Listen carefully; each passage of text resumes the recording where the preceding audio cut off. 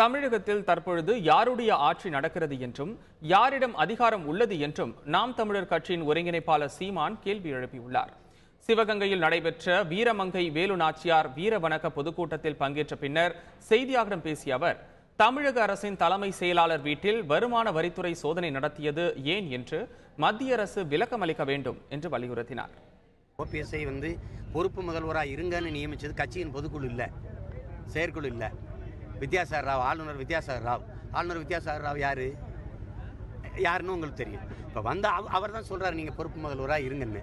அம்மையார் ஜெயலலிதா கடுமையாக எதிர்த்த திட்டங்கள், உணவு பாதுகாப்பு மசோதா, நீட்டு தேர்வு, இந்த உதயா மின் திட்டம், ஜிஎஸ்டி மசோதா, இது 10 நாளைக்குள்ள கையெழுத்தாகி போயிடுச்சு. அப்போ என்ன நம்பிக்கையில் கையெழுத்து போட்டாங்க? அப்போ யார் அது அதிகாரத்தை செலுத்தினது? இப்போ இதை பார்க்கும்போது அதிகாரம் யார் கையில் இருக்குன்னு தெரியுதுல்ல. ராம்மோகன் ராவ் ஐயா சொல்கிறாரு, என்னை இவ்வளோ தான் எடுத்தாங்க, என்னை துப்பாக்கி நெத்தியில் வச்சு மிரட்டி இது பண்ணாங்க. யார் மேலே ஒரு குற்றம் சொல்கிறாரோ அவங்க தான் சொல்லணும், இல்லை நாங்கள் துப்பாக்கி முனையில் வச்சு தான் விசாரித்தோம், இல்லை நான் அவர் சொல்கிறது போல் நாங்கள் இவ்வளோ தான் எடுத்தோம். இதெல்லாம் யார் சொல்லணும்? அவங்க தான் சொல்லணும்.